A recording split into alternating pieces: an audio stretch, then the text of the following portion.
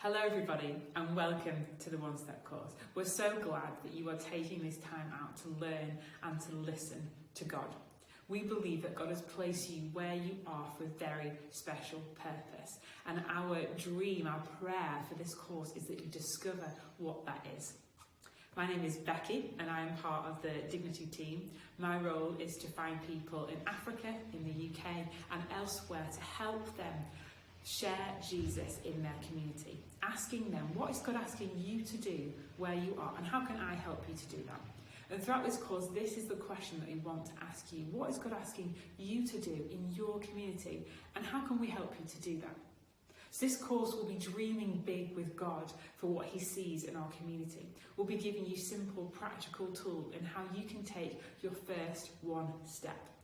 It won't always be easy. We'll need to be brave and obey the voice of God, but it is simple and it is uncomplicated. So a few years ago, my husband and I were leading a church that were meeting in the student union of the University of Manchester.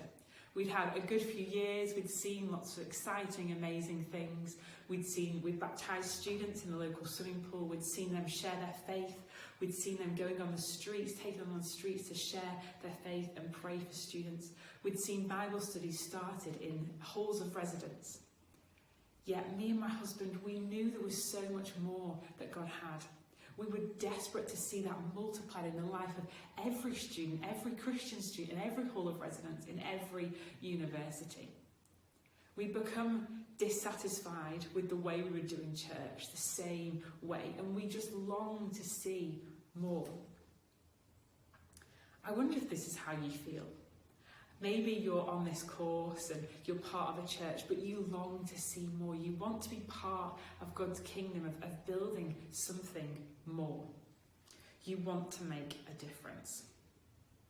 You long to see the church move outside its four walls. You long to see mission not be limited by a few people who are available to organise events, or by finances, or by a building.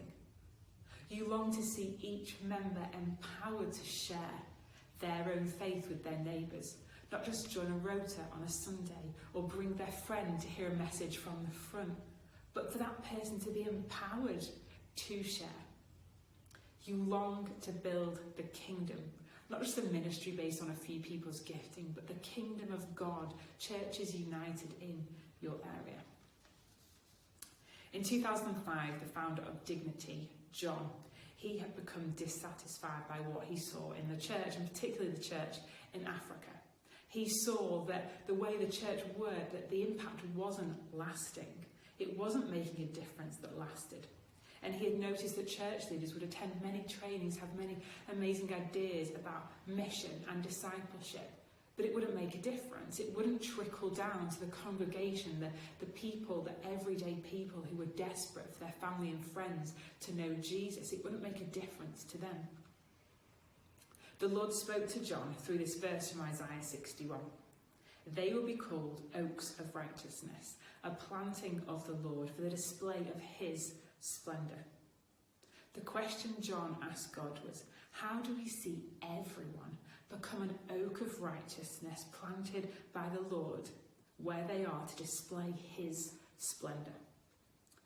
John began to understand that God had placed his people in every place, every community, every village, and every nation. And these men and women needed help to grow and to stand for God and to grab hold of what God wanted them to do where they were.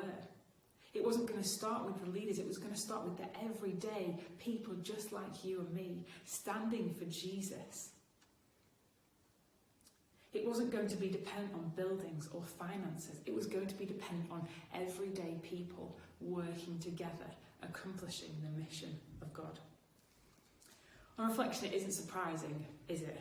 Really? God has always favoured the poor, the victim, the oppressed, and led them to do great wonders. From the historic nation of Israel being brought out of slavery and being a light to nations. Believers in a foreign land like Esther, and Joseph, a young man sold by his brothers into slavery, yet rising to be Pharaoh's number 2. God's power is seen through the weak and the small and the vulnerable. Why would it be different now? God's influence doesn't trickle down, but it flows up and it flows out. In 2007, John visited a remote part of Zambia and listened to the stories of many missionaries there. They had seen incredible things. They had stories of people being raised from the dead, people being healed, many people becoming Christians. Yet they seemed discouraged, they seemed downcast. And when he asked them why, they said, "Nothing that we build lasts." It doesn't last. They had vision, passion, ability, but they had little strategy. We can learn so much from church history, and one such lesson is from John Wesley and George Whitford, who were both 18th century evangelists. Both travelled and preached in every town and every village they could find, a lot like the team in Zambia. Large crowds gathered to hear their message and would respond and become Christians. George was probably the better and more talented evangelist of both of them. However, many years later, as he was dying, he said his legacy was but a rope of sand. That it seemed strong like a rope, but actually when you went to grab it, it just fell through your fingers like sand. John Wesley worked quite differently. So in every place that he went to, he would gather the people who responded to his message, gather them in small groups and teach them how to follow Jesus. These were set up as class meetings all over the country where they would meet together to read the Bible, pray, confess their sins, learn how to love the poor, love the less fortunate in their communities. And once he'd set up this class meeting, John would then go and go to the next place and preach and set up a class meeting there. John's work outlived him. This is the Methodist Church, and it's lasted for hundreds of years. So inspired by John Wesley and longing to see more, in 2008, John gathered a few people to pray and think about the question, how can we make everyone an oak of righteousness, planted where they are, who displays the splendour of the Lord that lasts? They met 5 pastors in the copper belt of Zambia and together started to work out how to start life groups in their villages. So a life group is a community of people living out God's mission where they live. They invite their friends, their family, their colleagues into community to meet weekly to study the Bible, to pray, to learn how to share the gospel, to learn how to love the vulnerable, of welcoming the overlooked, and work together to benefit the whole community. These groups, they're owned by the people, supported by the church and by the dignity, but each one looks very different as it seeks to reach that individual community with their individual needs. Life groups intentionally invite people from different churches or no church background to strengthen the wider church, to help them to work together to bring change. The idea of life groups is very simple and reproducible. We encourage each group to find others who can pioneer life groups, again in the village or elsewhere, to multiply that group and the impact that it's having. Life groups have cared for the elderly, given young people a sense of purpose, provided for the poorest, welcomed the overlooked, supported those who were HIV positive, brought down crime rates, educated people about staying safe in COVID, repaired roofs, roads, bridges, and brought many, many people to know Jesus. Over 14 years later, there are now over 1,000 life groups in 5 different African nations, impacting an estimated 20,000 people. So when my husband and I went to visit Zambia to meet some of these villagers and take part in the work of dignity, something clicked for us. We saw every day men and women who'd been empowered and encouraged to share Jesus. And they had faith and energy to do so. They had confidence to do so. And they wouldn't only share it in their own village, they would go and visit other villages to be able to share this good news and share the idea of life groups. These men and women previously had maybe been overlooked by their churches or their communities, but they were being used by God to do incredible things. One lady that we met had travelled a whole day to get to the training. She was a single mum. She had a small patch of land to make her living from. And she came and she shared stories that she would every month go and visit different villages, sharing this idea of life groups and finding Christians there to start one, because she was so passionate about inviting everybody into Christian community and a relationship with Jesus. We shared with one group how everybody has a part to play in this. Everyone has a part to play in the mission of God and in transforming their community.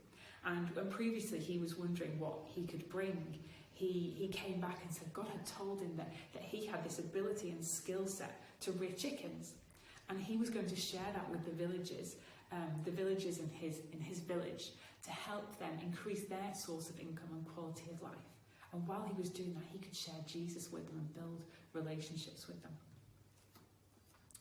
We saw this and knew that we had to go back and see something changed. We knew that these individuals, they didn't have job descriptions, they didn't have wages, but they were doing far more than could have been detailed in any job description. They were doing far more than we thought they could as dignity, or even they thought they could, because they'd been empowered by the power of the Holy Spirit, and they were obeying God, and he was asking them to do amazing things with him.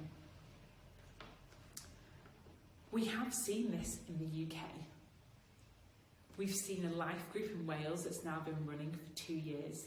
They have welcomed people who haven't been to church for years, welcomed different people from churches, seen people become Christians. They've helped young people to start their own gatherings, to share their faith. They started a craft group for those on the periphery. They're thinking about starting a second group down the valley.